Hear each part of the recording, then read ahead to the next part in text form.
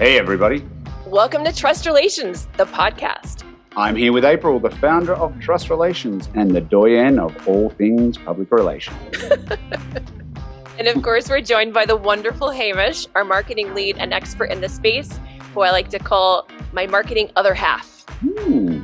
We're tackling some of the biggest topics in news and integrated marketing and learning from the mistakes that make headlines or sink brands. So join us as we have a chat about what works, what doesn't, and what we have to say about all of it. Hello, world. And then the first thing I want to know is, how's Hamish? Hamish is good. Hamish is good. Hamish told me he's very good. He's very busy, but he's doing all right and a little sleep and lots of caffeine. He's great. And how's April? I think the hair shows it all. Yes. Got like the spiky, energetic, like. Mm-hmm. Yeah, thank you. Thank you for noticing. And how are you, April? I'm good. I'm very excited about our in-person meeting coming up. I know it's exciting times. I'm excited to be traveling again. I know, me too. It's been forever. Yeah. No, I look forward to it. It's going to be fun. Funtastic. Is that a word? Yeah. Let's make it a word. Funtastic.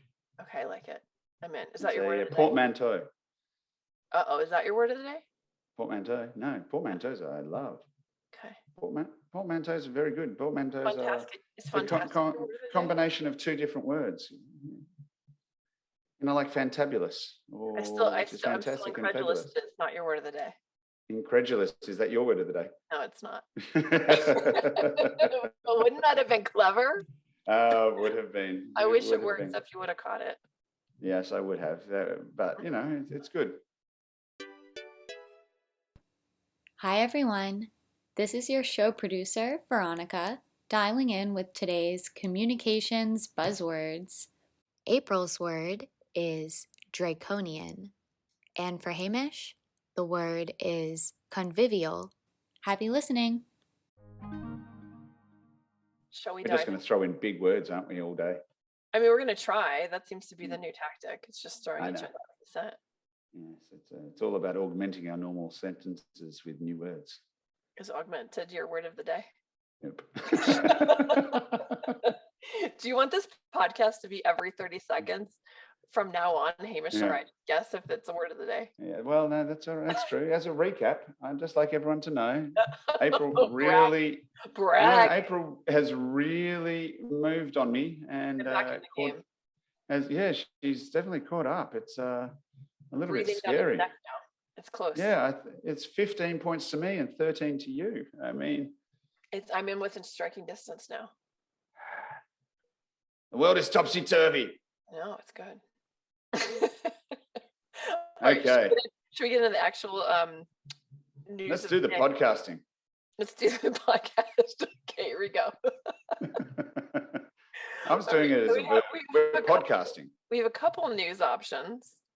So the first one is that Shein's rise was nearly overnight, and then the backlash came just as fast. It's an article about this ultra low price fashion juggernaut that was known for producing things really quickly at a very cheap price point that were high fashion inspired, and then they were valued at 100 billion.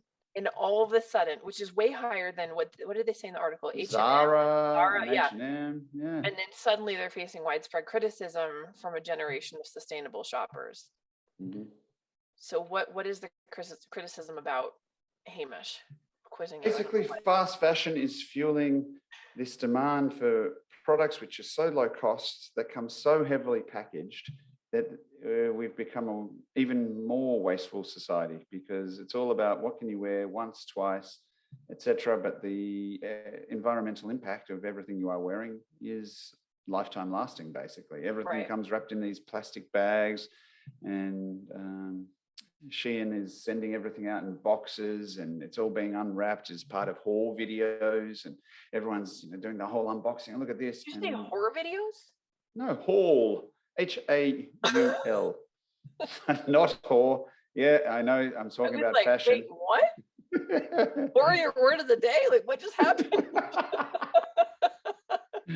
Yeah. Is haul your word of the day? Haul. Haul your word of the day? Nope. That'd be a good one. No, but haul videos. They've been around since about 2008. They really rose into prominence. I think it started off with the iPod and iPhone phenomenon of unboxing and showing everything what you got in your boxes and blah, blah, blah, blah, blah, blah. I see. Yep. That it became an industry in itself. People became famous YouTubers for what they unboxed and what they bought and what they had hauled. And, oh, God, we're going down a rabbit hole. But, yeah, the whole thing with Shein is that people have recognized that all of this fast fashion is leading to excessive waste and have started protesting and criticizing the brands that are sending out all of this cheap clothing because it's so wasteful, and it's starting to potentially have impact on the brands. So much so that, Shein, when they were asked for commentary about it, have declined to engage in interviews, which I thought I'm going to ask you actually rather than tell you what I think. What do you think about that tactic of not presenting to media when there's such discussion around it? It's usually not wise unless you're really hiding something. Because it makes people think you're hiding something. If the thing you're hiding is worse than anyone could guess, then yes, don't talk.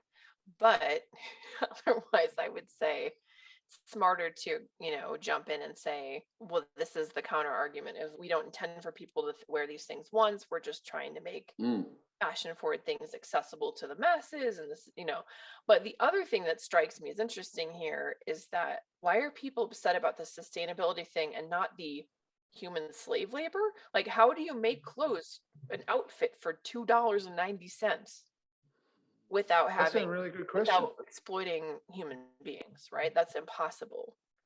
So it feels like, so you choose to be upset about people throwing away the clothes and not the human beings? That's a really good question. Because locked up in a basement making clothes? Like, I don't understand what's happening. Maybe it's all the offcuts from famous brands, and they're like, that can't ever be worn because look at that. And I'd be really interested to know whether or not any two pieces are identical, or whether or not it is just bang it together, throw it out there. It's a mismatched T-shirt. One arm's bigger than the other. We'll call that fashion and get things out there. Because look, you're right. The human side of this is scary when you're shipping it, you're making it, and you're doing all of that for $2.90 for a garment. Now, look at if everyone could see April's jaw, it's on the floor. I'm horrified. I mean, because of what's happened with the store and everything else, it's really opened my eyes up to small business and versus big business in terms of how difficult it is for anybody that can't do things at scale and can't use international cheap labor to compete, right? So if you're a mom and pop shop in America, the consumers are generally just looking for bargains. Like, we're now living in a society where everyone wants a deal. They want to, what's the cheapest thing at Walmart? What's the cheapest thing on Amazon? What's the cheapest thing at Kohl's? How do we get everything the cheapest? And fast. And fast and the fastest. And the only way to be the cheapest and the fastest is either be so big that you can get everything at wholesale, and or that you're using international labor and resources that don't have the dollar value doesn't match, so therefore you can offer things at a cheaper rate. But if that's the way the society goes, then all of a sudden you're stuck with only these monopolies. Yeah, but there is a counter argument that if they are going offshore with labor and they are paying above what is existing rates over there, they are furthering the economy of those places that they're going into. And that's fair. I think the bigger challenge is, like, how do you compete with that if you're a small business? All businesses start somewhere. No business is big overnight. True. They do become these behemoths through smart marketing approaches, through having the right product or service at the right time, so on and so forth. Right, investors. Overnight. Yeah, I mean. Yeah. Well, they did overnight, right? I mean, it says that, but I think, Shein's been around for a while. 2008, launched in 2008. That's not nearly overnight. Okay, so the headline sucks. What I do think is interesting, and they've left it to the bottom of the article, which does sort of have a slight bias, is that Shein has created a $50 million extended producer responsibility fund, say that 3 times quickly, which is aiming to address textile waste and in partnership with the US and Ghana-based environmental and educational nonprofit, the OR Foundation. So they are recognizing that they need to do a little bit more. And $50 million, whilst they are a billion-dollar company, is not a lot. It is a lot of money, $50 million to invest. I mean, it depends if that $50 million is over 15 years or over 5 or whatever it might be. But it's not an amount that can be sneezed at either. So they are looking at ways that they can do things. And the irony was in this article as well that the influencer who first gave rise to this anti-Shein movement by stitching together those plastic bags into a garment actually then did a collaboration with Shein. So what goes around comes around, or everyone buys in. Everyone's got a price. I don't know what we can look at this cynically, or we can look at this and say, you know, maybe they are looking to recognize that they've done the wrong thing. They've leaned into it, and they've, rather than turn their back on it, gone, okay, well, we recognize that we can do more. We're going to give money here. We're going to use this person who's pulling us down. But the problem is, I think the movement is bigger than her now. I mean, there was a pop-up store in Toulouse in France, and people mobbed the store. They had, protesters out the front saying fast fashion has to die. It's not very nice, is it? It's not. Our next news story is not very nice either. No. Would you like that for a transition? Oh wait, do we need to do a key take out, as you say, before we move on? It's not a takeout, April. Please, you know this. It's a takeaway. April. This is awkward. We've had this discussion before. Trying to catch him. I guess the key takeaway is that your brand can get away from you. Perception, brand perception and brand identity are two different things. How you want to be seen is not necessarily how you're always perceived. And in this instance, the thing that made you a famous household name in fast fashion is the thing that is ending up bringing you down as people rise against you.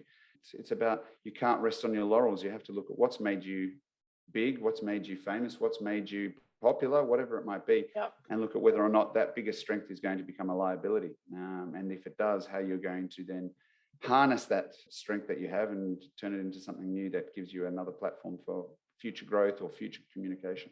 Right. I think it's also, from a PR perspective, just making sure that you're planning ahead with whatever narrative people could spin negatively about whatever your advantage is, because there's always two sides of that coin. So it's just good to proactively anticipate what could be used against you and then develop messaging proactively to address those things, right? So it's important for every brand to think through, okay, these are advantages.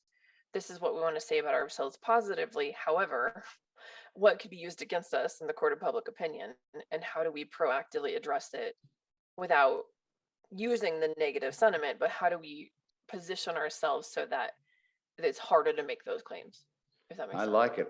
No, I think that was a really good summary. Okay, cool. So the other article that we have in here to discuss is how you can't really pause your brand during the downturn if and when this happens. You mean when? Hoping if and when, but yes, I think that brands in general do need to prepare for, they're calling it the storm ahead, because of what's happening currently economically, that they're calling the perfect storm of the rising energy prices and the plummeting valuations and stagflation and consumer belt tightening. And so business leaders need to be prepared for this. So they give a couple of questions at the bottom, 3 questions to ask to prepare for the impending downturn. So number 1, product market fit. Is your value proposition reflecting the evolution of category drivers? Number 2, purpose culture fit. Is your purpose still relevant to the most urgent universal tensions? And number 3, position and community fit. Is your brand justifying its place in people's wallets when every penny is being scrutinized? And then if the answer is no, it's time to take action. I think that's really good advice, because brands should be doing this all the time. But when things like this happen in the landscape of the world, it's even more important that they do this. They should constantly be reevaluating whether what they're doing is still relevant, and or if it's still solving the pain points for their target audience or their end user, right? Yeah. Tech people can do the same, especially if they're really creative. They'll come up with these, oh my God, I have this amazing solution nobody's ever thought of. And it's like, does anybody want it? And so they have a hard time sometimes asking that. And then the thing that they fail to ask beyond that is, okay, what was needed now? Is it still needed in the landscape of 2023? Is it still needed in the landscape of 2024? Or is it something that needs to shift to better address the ever-changing evolution of the customer and user needs? So I think what we're seeing here is like, okay, like, is your product or your solution still fitting the market?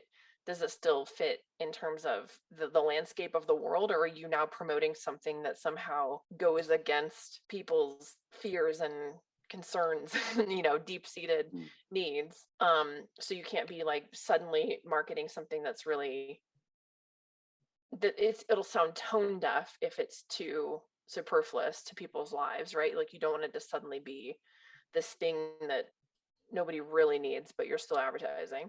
And then the last thing is like, does it still fit in their wallet? Like, is it still a necessity to them? Drop the mic, April. What? I mean, I really just helped read some of the bullet points from this great article, but Yeah. No, but I mean, I think you really it. summed it up really nicely. I think and the only thing I was going to say on this piece was about understanding pain points, and that's, I mean, you got that completely. If you're not addressing people's pain points and understanding them and figuring out what you can do about those and whether or not you can, because if you can't, then you need to be doing something to change. Then you're not going to maintain relevancy, and people want more relevancy in times which are uncertain. People want something which is dependable. They want something which is meaningful. They're less caught up in the trivial. So you need to make sure that you are hitting all the right notes. As you said, you don't want to come across tone deaf. You don't want to come across as superfluous, as you said, which I wanted to ask if it was your word of the day. It's not, but thank you for asking. That's okay, but I didn't want to interrupt your flow. I did see your eyes light up. And I was like, he caught it, but he didn't. Oh, so you've already used it. I've missed it. I thought that was the word, and she's already got it in. I'm gonna sit here and I'm gonna go back and play the tape over in my mind and find the word. Just pull it out. Yes. Okay. Everything you have said, honestly, was bang on. We'll share this link in the show notes. You need to go back and ask yourself. It's a great article. I definitely recommend reading it. And the article itself is less important than just thinking through it as a marketer or a business leader. What is it that we're going to do? And I mean, it's something I'm already thinking about and planning with my team of how we're going to pivot. I think everybody should be doing that now. Oh, absolutely. 6-8 months before it's in. Well, it's not even that, probably. It's you got to. I think being on the front foot now is essential. Looking at what you can do to understand what you offer to the market. And I think they had the 3 questions there: product market fit, purpose culture fit, and positioning community fit. And the other thing that I would say is, it's not really a question, but something to remind yourself, is that you don't go into business to be the same as everybody else, and no 2 businesses should be the same. You might have similar product, you have Coke and Pepsi, but you're offering something different. You need to lean into whatever those differences might be, because at the end of the day, that's what people want. They want to know that they're making a decision to use, to consume, whatever it might be, your service or product. And if you're not maintaining that point of difference and solving that point of pain, you're also not going to maintain your relevancy. Yeah, agreed. Okay, so should we get into campaign essentials, Hamish? Campaign essentials. Ooh, look at this jingle. Yeah, nice one, hey? Love it. Okay, so today's campaign essentials are the top 3 basics of building an executive thought leadership profile. Meaning, and let's just break this down. So what we're talking about here is, okay, you've got executives at your brand, and you're leveraging them as thought leaders in that space to further develop the profile of the brand. Could also be just to do their own brand if they're like, a personality, but usually you're leveraging the personality to increase brand recognition, right? Or brand credibility, because you're using their credibility as an executive. this is my recommendation, is that you first need to know what your key messages are as a brand. So this is something that when we at Trust Relations do, we start with the trust analysis, which gets to the nitty gritty of the brand and its differentiators. We convert that into messaging, and then that serves as sort of the brand Bible of words of how you're going to talk about the brand moving forward, all of the, key differentiators in order of importance that you want to hit really hard with every communication, whether it's internal or external. Then my recommendation is to take the messaging and convert it into thought leadership topics that your executives are qualified to talk about and passionate about, because you can't just say, oh, so-and-so is going to start talking about this issue and it doesn't have anything to do with their current job title, or position and or experience. So you can't just suddenly make somebody, okay, I'm going to be an expert in sustainability. And it's like, great, what are your proof points? I don't have any. So you have to actually have somebody that, even if they're a tech leader, but maybe they studied sustainability in college and they wrote a thesis on it. I mean, anything, right? You have to have some basis from them to talk about it. But it's basically what you need it to be is some hills that they're willing to die on, some topics they're really passionate about, and ideally topics that are both on brand, but also a little bit incendiary. Like you want something that has a little bit, it's not my word of the day. I know. It's a good word though. Thank you. Sorry, did I cut you off, Chloe? No, it's fine. So what you really want is like a topic that has a little teeth, a little edge. It's a hot take. It's a little bit against the grain. You don't want people to be sensational for the sake of it, but you want them to have a point of view. We've had clients in the past, executives who just... You know who you are, Bob. All of their, I don't mean to laugh, but all of their commentary is literally saying what everyone else is saying. And then nobody cares in the media because they're saying what everyone else is saying. Yeah. You need authenticity, but you need something that you're passionate enough about where you're willing to stir the pot. Yes. I would say number one basic is, how does the thought leadership messaging map back to the brand messaging? Because I've also seen executives that just go off and talk about random stuff that doesn't really have a direct line. Yeah, okay. You don't want that either. You need something that has a through line. But in addition to that, you also need to have something they're passionate about that has edge. So in a way, those are almost the three basics. There's probably more, but the basics is it has to map to the brand. They have to be passionate about it and be an expert in it in some way, shape, or form. And then it also has to have a bit of teeth. Yeah, I think number two, as long as people are authentic, I think that's the key as well. Yeah, because agreed. People see through inauthenticity. Is that your word of the day? Yeah. No. Nope. Do you like that? Every 3 minutes. Yeah. I'm just going to, here's a list. Here's my thesaurus. I'm just going to drop a heap of words. Give your word of the day. I'm kidding. Process. Posting. Okay. So is there anything else that we want to add to that?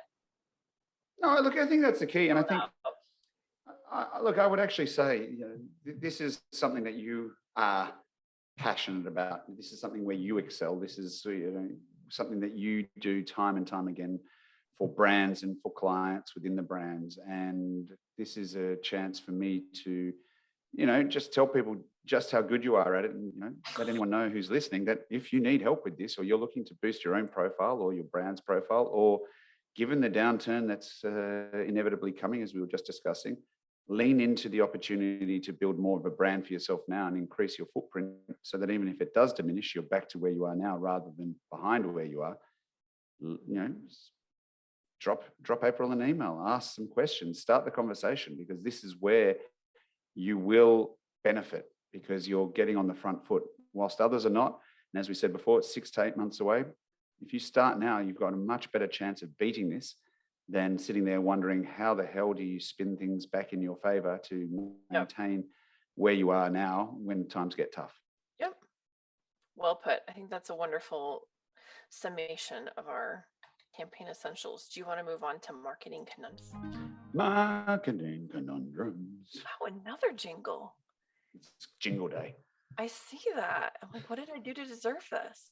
I'm waiting for you to do it. A jingle. I mean, it's not my area of expertise. And it's really mine. As people listening know, this is really my area Hamish of excels at expertise. this. The jingle king. If anyone needs me for jingle writing, you know where to find me. Yep. Hi. Yep. Yeah, I do my own voiceovers as well. Perfect. Yes. What's your best voice? Let's hear it. My best voice. What's your best voiceover voice? Let's hear it. I want you to. I do my voiceover voices when I do the terms and conditions at the end. Ah, yes, you do. So, marketing conundrum of the day. What to do? Client likes Chinese food, but you don't. That's not it. Oh, that's not the conundrum? Sorry, I got the wrong one. How do you have lunch together? Did that happen to you? Where did that come from? So random. I like to throw grenades occasionally. Okay, so conundrum of the day. What to do when the client has no internal marketing plan or roadmap? Over to you.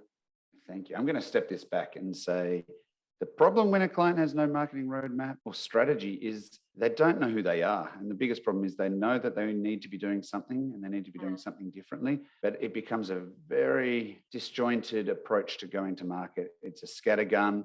It's very reactive. Even when they're being proactive, they're doing something that they think they should be rather than doing it from a point of reason.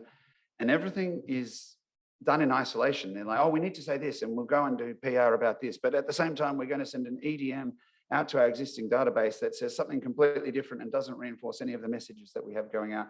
And then we're going to put a special offer on our website and we're going to have a paid campaign going out on Google that's going to take people to a landing page about something completely different, talking about our features, and nothing coalesces very well. Nothing binds it. There's no magic sauce holding it together. And the problem is they end up spending money on marketing that is wasted, I guess, because it's not returning where they think it should, or it's returning at a lower rate, and or they don't know what starts working. So they just keep throwing money out and not knowing, and they're spending bad money with the good money and they don't know how to refine it.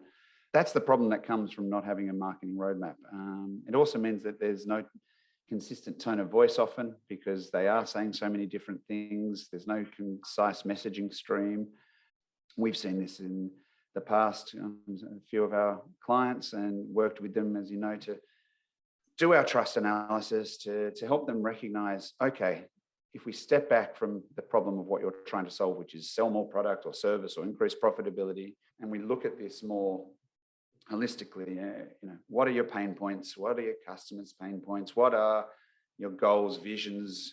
What are you looking to achieve? All of these questions which help to distill down who this brand is. You get down to a really nice foundation where things are a bit more solidified. You're coming from a nice base, internally unified point as well, so that if you have marketing and sales which have been battling, they know where they're all coming from and how to start saying things which are singing from the same hymn book. So I think that's the problem. So what do you do about it? What do you do when a client has no roadmap, or if you feel that there's no roadmap?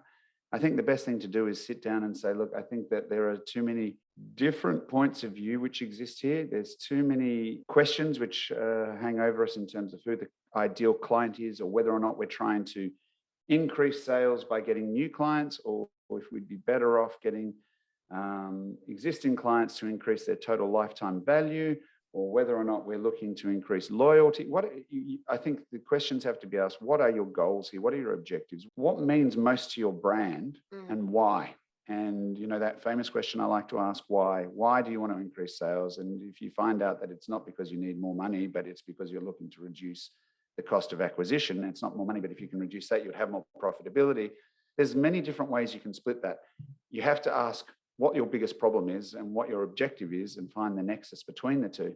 Because when you do that, then you can start to identify what is best in terms of how you move forward, what you need to be doing, and then start, plotting your own roadmap, I guess. And that's what it boils down to.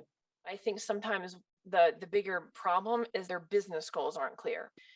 I think you need to have a very clear idea of what the business is trying to achieve, because the marketing should always support what the business goals are. And so, absolutely, if you're an agency that's looking to scale as quickly as possible for whatever reason, the marketing needs to fit that. It needs to be as aggressive as that. Whereas if it's, trying to pivot and get into a new market, or expand and start offering new services or new products or whatever, then it becomes okay, how do we get in front of those audiences and build out credibility there? Because it all takes a while. So you're going to have to carve the path to where the business is going using marketing as the till, right? Like, it's like, Yeah, absolutely. very farmery there. But I think what you're trying to do is like use the marketing to pave the road, or, carve the road to then pave the road to then get to the place that the brand's trying to go. I mean, I'm passionate about this. My business, that I set up 8-10 years ago was because I was annoyed in the fact that marketing often got left behind, and you'd be building your marketing objectives and leaning into everything that needed to happen to achieve those, only to find out that you're not actually supporting the organizational goals because they haven't been communicated clearly. And there's this disconnect often between organizational goals and marketing objectives. And you need to bring those into alignment. So understanding, as I said, what is the rationale and the impetus behind why you're looking to undertake something? Is that actually going to achieve an organizational goal? If you're a small or medium business and you're saying, we need to build this business up, and the truth is that the owner of the business is actually looking for an exit strategy and an acquisition, building up a plan that builds the business is fantastic. But if you need something which is an investor deck and you're needing to be fleshing out that side and growing the profile so that you're more attractive to potential purchasers, well, growing your brand is one thing, but it's not going to achieve your long-term goals. So you have to make sure that you have those two things in alignment. Okay.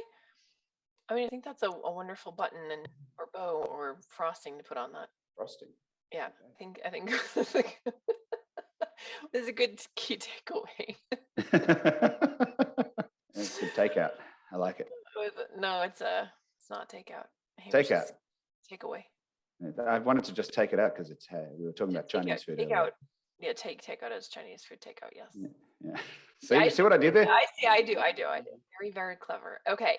Do you want to jump into campaign analysis? Campaign analysis. Ooh, you did it again, and that had a horn in it. Could you hear it? Okay. I think that we should do Ugly for a Reason.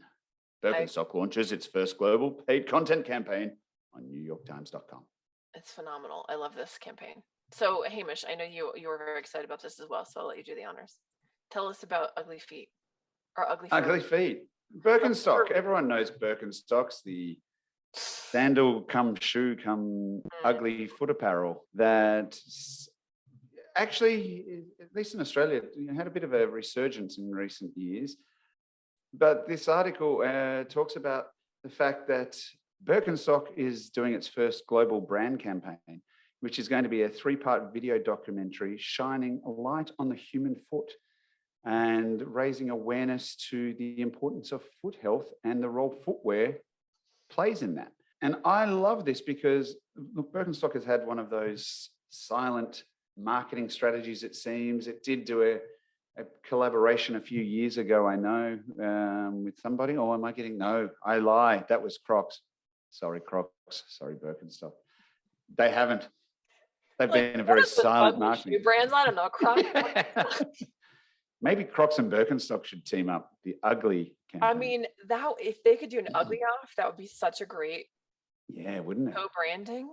If you'd like help, Birkenstock or Crocs, you know where this idea came from. Come and talk to us. Well, Crocs just did a collaboration with KFC. Yes, that's right. The ugliest shoe. Really? A Croc with a very phallic-looking KFC piece of chicken on the top. Like a horn. Yeah. Unicorn. Yeah. Well, not sticking up; it's laying down. So it's a flaccid. I am going to be Googling this later. Okay, all right. Let's move on. Let's keep this PG. What is this, Hype Busters? Okay. Get your mouth out of the Sorry, gutter. I did Hype Busters earlier, so I'm still. This is a convivial program. This is not one of those ones where we should be talking about things like that. Family friendly. This is a family show. Sorry, I'm banging on the table. Sorry. I'm sorry as well to all of our listeners. I'm sorry. Okay, where were we? Birkenstock. Birkenstock was started in the 1920s. So look, they're 100 years old. So they're celebrating a centenary of being... Centennial. That's celebrating a centenary. But is centenary your word of the day? Oh, no, it's not. But look, I like this. They're leaning into the fact that feet are precious. They're born perfect generally. And it's only through wearing ill-fitting, uncomfortable shoes that we end up doing damage to our feet, which then affects other parts of our body. And they're doing this documentary series to shine a light on the fact that foot health is very important and that people need to be doing more to make the right decisions that are going to be good for their body, for their feet. And they're doing, as I said, this 3-part documentary, which will do interview sequences from scientists in paleontology and biomechanics. And what I like about this personally is taking an approach which we use and we recommend to clients. I call them light bulb moments. It's shining a light on those cool little facts that once you know them, you don't forget them, and they actually can change the way you perceive something. We all have. I sometimes call them bar trivia facts. We all have little tidbits of information that we know that we like to trot out for no apparent reason, like the fact that the unicorn is the national animal of Scotland. Hamish's favorite fact. It is. It really is cool. It's a very good fact. Also, yeah. He's Scottish. Well, not technically, but from Scottish descent. Yes, that's right.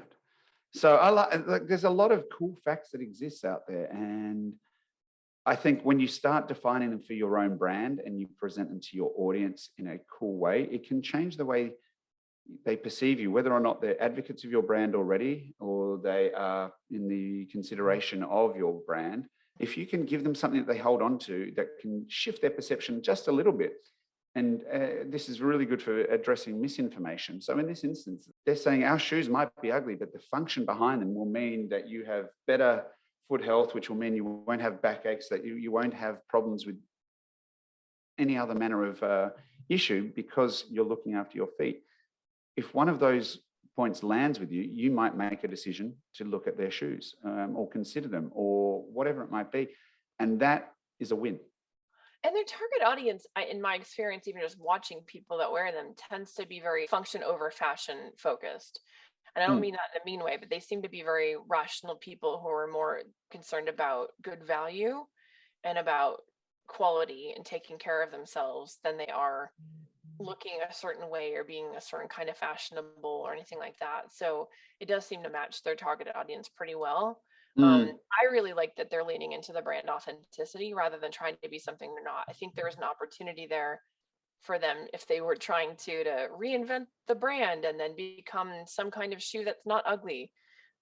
But I think if they did that, then they'd take away from the essence of it. So I think what they're doing is actually quite smart in that they're not trying to censor themselves and like go down the draconian censorship route. They're like, no, we're just gonna be what we are and we're authentic and this is what we're doing and we're claiming it, we're owning it. This is our moment to shine and just be all that we are.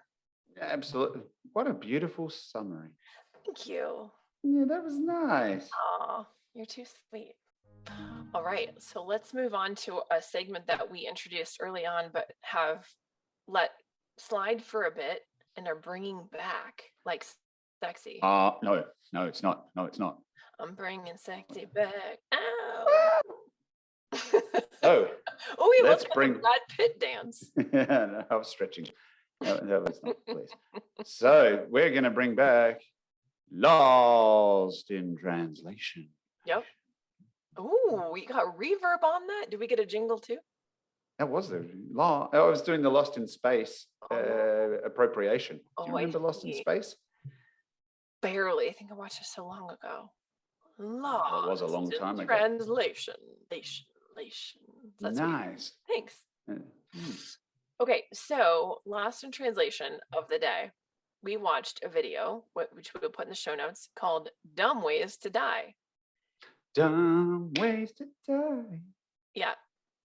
Dumb ways to die.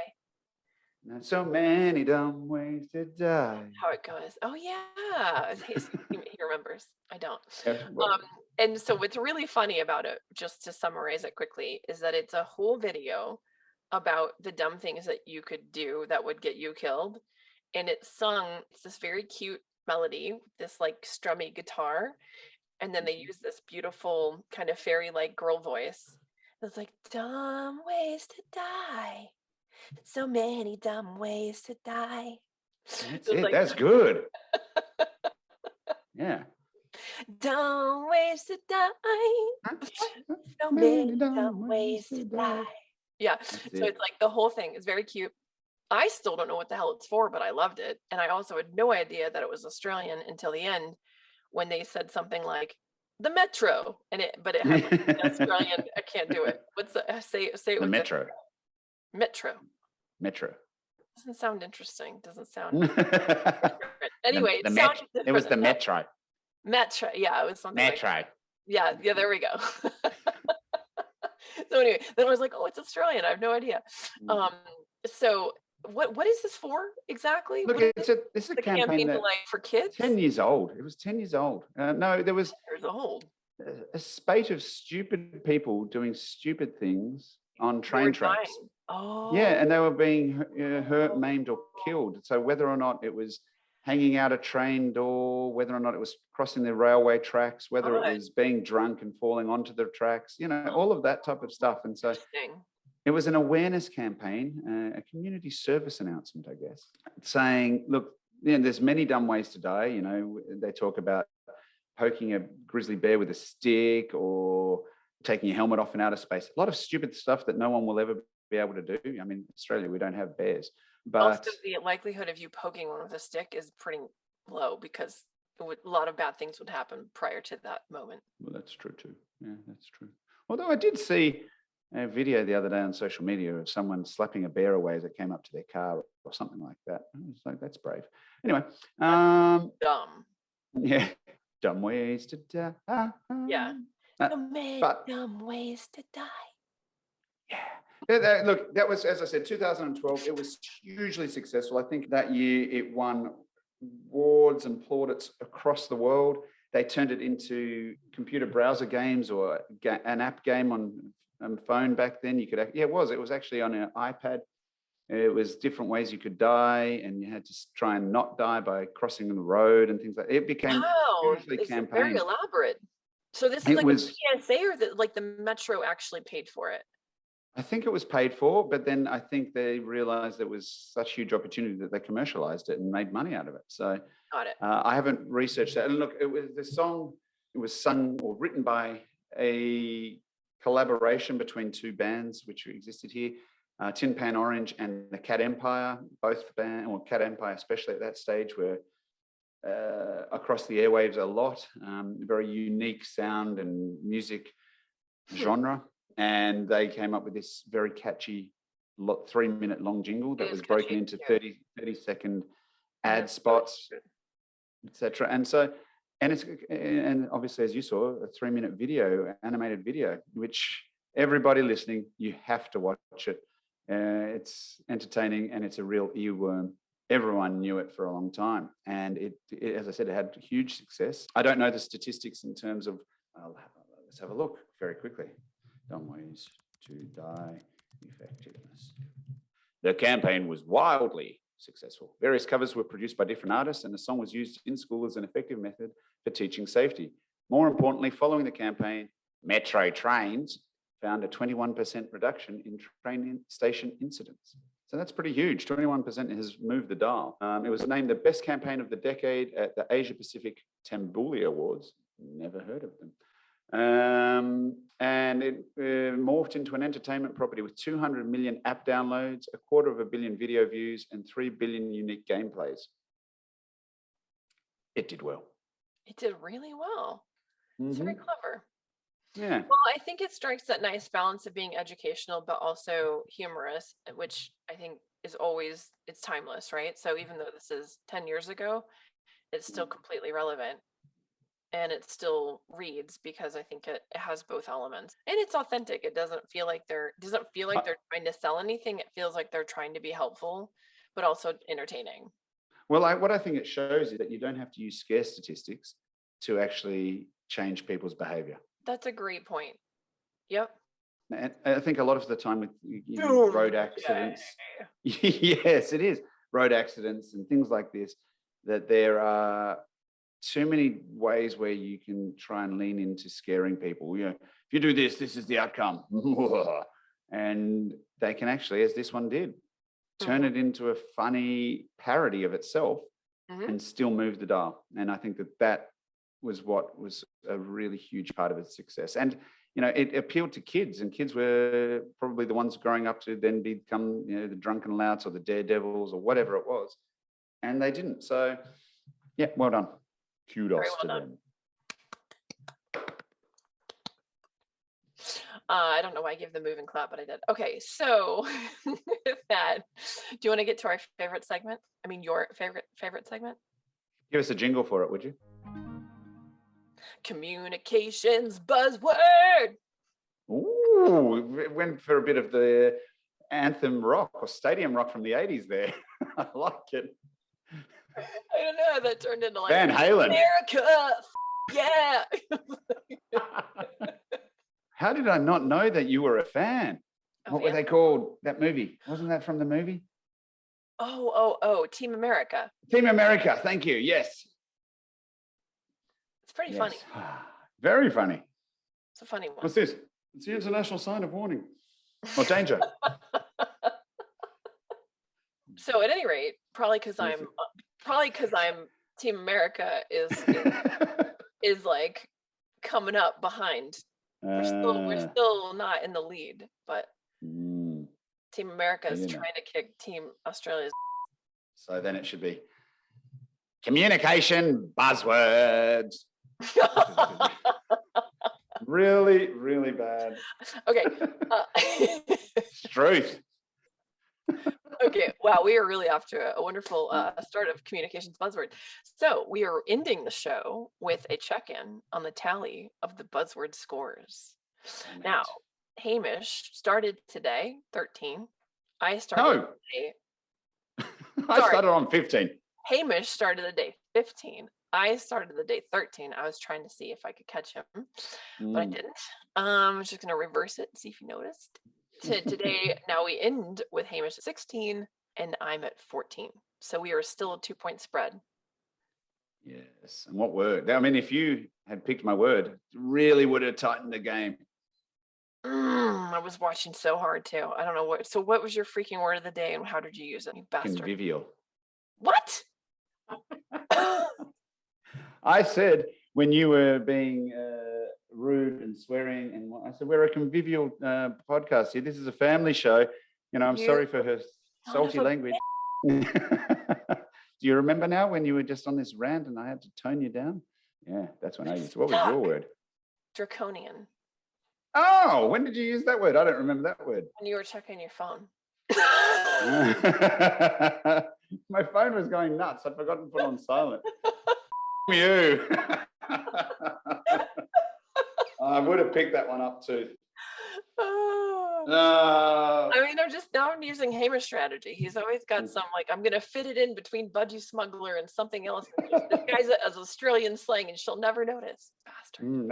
I've done that one. You're right, but yeah, my phone was going nuts. Like I've had 25 announcements. I mean, that's not my fault. This is just me being You were opportunistic, and I can applaud that.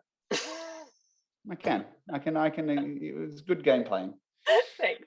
I don't like it. You don't. I do. No. All right. With that, let's close it up. Close it up, everybody. We got another jingle.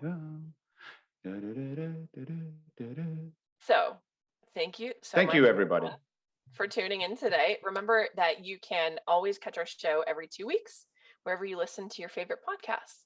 Look, I'd like you to all subscribe as well, rate and share the show to keep the content coming your way and to help grow this community of communicators. What's this week's code, you ask? Well, visit the link in the show notes below and use the code TRUSTANALYSIS, that's TRUSTANALYSIS12, for a chance to win a free trust analysis workshop for the first person to enter. Sadly, only new clients qualify and terms and conditions do apply. But you can check out our webpage for a full rundown of the offer. It was a very good voiceover voice. Well done. Thank you. I should have done it more. Visit the link in the show notes below and use code TrustAnalysis12 for a chance to win a free Trust Analysis workshop for the first client to enter. Sadly, only new clients qualify and terms and conditions apply. You can check out our webpage for a full rundown of the offer. Thank you very much. All right. Till next time. Thanks for tuning in, you guys. See you. Bye, world. We're just pausing for Hamish to excessively rub his nose. He's got nose. I got this He has tickle on my nose. Oh, make it stop. Make it stop. That goes in the outtakes. Okay. Pause. I'm trying to remember what this was about.